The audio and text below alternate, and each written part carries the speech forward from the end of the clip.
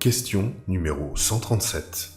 Utilisez le rêve pour grandir en conscience. Question posée par Yvon du Québec. Bonjour. Je commence à m'intéresser à vos conférences. J'aimerais savoir comment utiliser les rêves dans le processus de conscience et de rapport avec l'esprit. D'où viennent les rêves ? J'ai une formation en psychanalyse et une approche des rêves qui en découle, mais y a-t-il une autre façon d'aborder le processus du rêve ? Merci de votre attention, Yvon. Bonjour Yvon. Le rêve, très imagé, que l'on connaît est plus souvent qu'autrement la résultante de la conscience de l'ego qui voyage avec son corps astral dans le plan astral de sa conscience.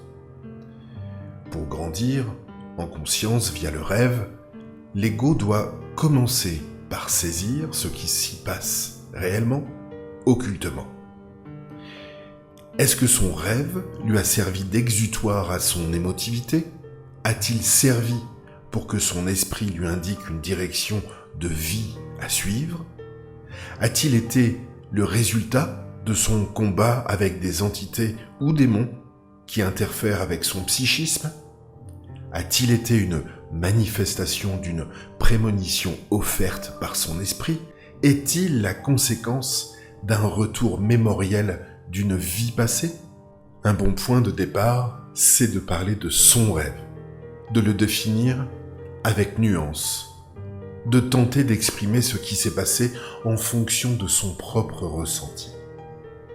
Cela permet à l'ego de mettre des mots sur ce que son esprit veut lui faire savoir ou lui faire comprendre. Bien sûr, la compréhension des différents plans de conscience et le fonctionnement occulte de la vie sera alors un atout. La réalité des plans est vaste.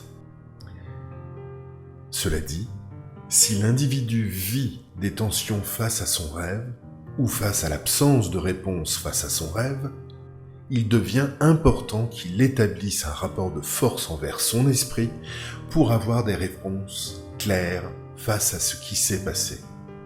Et si les réponses tardent à arriver, le maintien du rapport de force dans le temps a certainement sa place.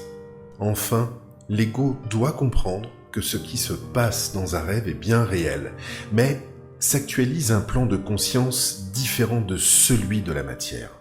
Ainsi, une entité astrale ou surmentale peut réellement attaquer les corps subtils d'un ego et celui-ci peut se rappeler du tout comme étant un rêve. En conclusion, l'ego doit apprendre que ce qui se passe dans un rêve est bien réel, mais s'actualise un plan de conscience différent de celui de la matière. Au plaisir, Sandra Vimon. Ce texte est tiré du site www.supramental.biz.